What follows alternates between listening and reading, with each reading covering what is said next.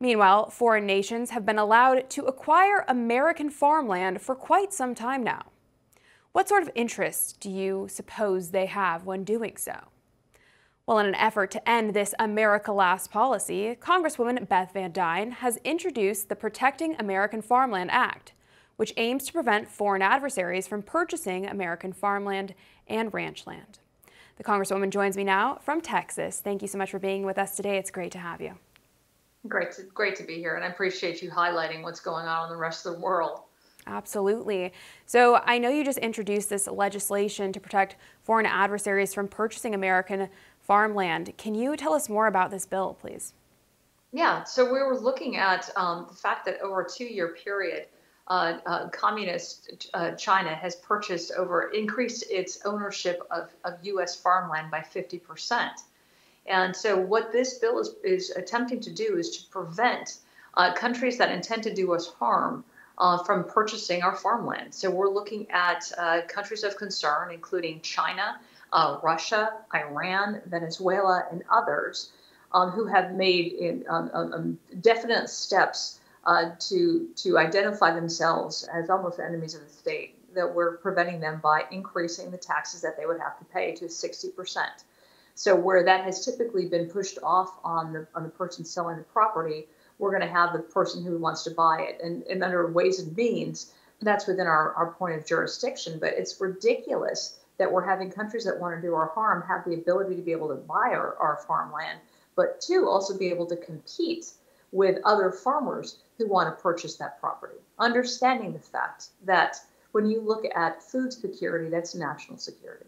Yeah, absolutely. And I really, sadly, don't think people realize that agriculture is under attack. And if we let it get to the point where our only food source comes from the government, we all inevitably become slaves to them. So this is extremely important. Congresswoman, do you think that if we don't take the necessary precautions and necessary actions, America could soon face what the Dutch are experiencing to meet the 2030 agenda?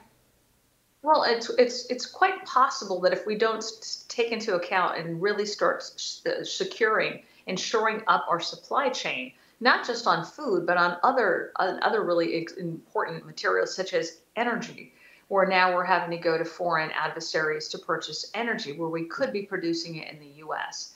Instead of demonizing American businesses, this administration really needs to understand the fact that we need to be supplying for our own and not be reliant. And you said reliant on the government. I think it's even scarier than that. It's not reliant on the government for food, but it's reliant on foreign governments for food. Where are we producing it? How are we getting it here? What cost are we paying for it? Those things that are all policy driven.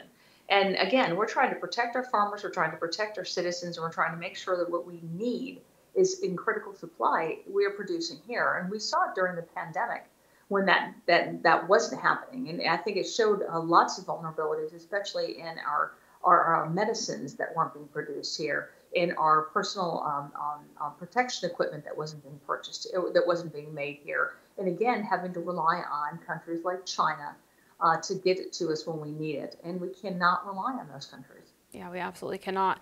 I know you're also working on a tax cut package that aims to help American families and grow Main Street businesses. Can you tell us more about what this entails and how this will benefit working American families?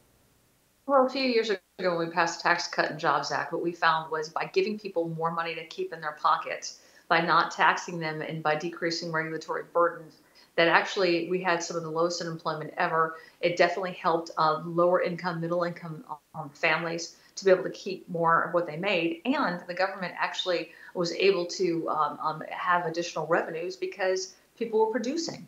We're trying to get back to that. We're trying to extend some of those tax cuts. We're extending not only the tax deductions for working families, but actually adding $4,000 per year. We're looking at what small businesses are doing in regulatory issues, and we're trying to decrease some of that burden to allow them to be able to spend more. For all our viewers asking where One America News is heading in the future, we would like to introduce you to OAN Live. OAN Live is the best way to stay up to date on all of the hard-hitting, straight-shooting, national and international headlines. And the best part is, OAN Live is only $4.99 per month. All the credible, honest, unbiased reporting One America News offers at a fraction of the cost of cable. Just go to OANN.com to easily sign up for OAN Live and stay informed.